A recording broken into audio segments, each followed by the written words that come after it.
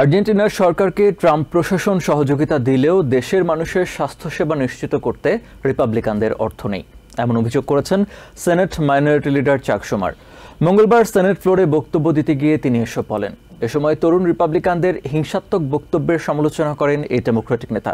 অন্যদিকে শাটডাউন চলমান থাকা ডেমোক্রেটিক পার্টির নেতৃত্বকে দায়ী করেছেন সেনেট মেজরিটি লিডার জনসন।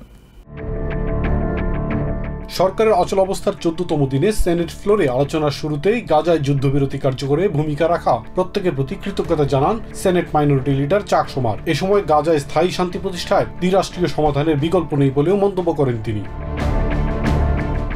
এ সময় আর্জেন্টিনা সরকারের অচল অবস্থার কথা তুলে ধরেন চাক শুমার। বলেন, ল্যাটিন আমেরিকার দেশটির অচল অবস্থা কাটাতে $20 বিলিয়ন সহায়তা করছে ট্রাম্প প্রশাসন, কিন্তু দেশের মানুষের স্বাস্থ্যসেবার সংকট সমাধানে ট্রাম্প প্রশাসনের কাছে অর্থ নেই বলে অভিযোগ করেন তিনি। রিপাবলিকানরা দেশবাসীর প্রতি উদাসীন বলেও দাবি করেন তিনি। প্রেসিডেন্ট হ্যাভিয়ার মিলেইয়ের সরকারকে অর্থ দেওয়ার প্রশ্নে কোনো ভোট হলে তাতে 99% ভিটো দিত বলে মন্তব্য করেন চাক শুমার। চলমান অচল অবস্থার সময় এমন সহায়তা সম্পূর্ণ অযৌক্তিক বলেও দাবি করেন সেনেটের ডেমোক্র্যাট নেতা। তরুণ রিপাবলিকান নেতাদের হিংসা ও বর্ণবিদ্বেষী বক্তব্যের সমালোচনা করে শুমার বলেন, তারা হিটলারকে সমর্থন করে, যা অবিশ্বাস্য কিন্তু সত্য।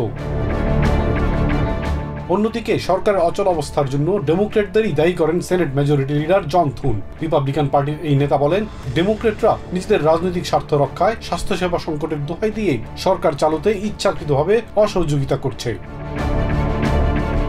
রিপাবলিকানরা কোনো আলোচনা করতে আগ্রহী নয়। ডেমোক্রেটদের এমন দাবির জবাবে জন থুন বলেন, যারা অযৌক্তিক ও অতিরিক্ত দাবি নিয়ে বসে থাকে তাদের সাথে আলোচনার সুযোগই থাকে না। Ilias Kamal, TVN 24 news desk. New York থেকে সম্প্রচারিত টিভিএন 24 টেলিভিশন বিশ্বজুড়ে বাঙালির কণ্ঠস্বর।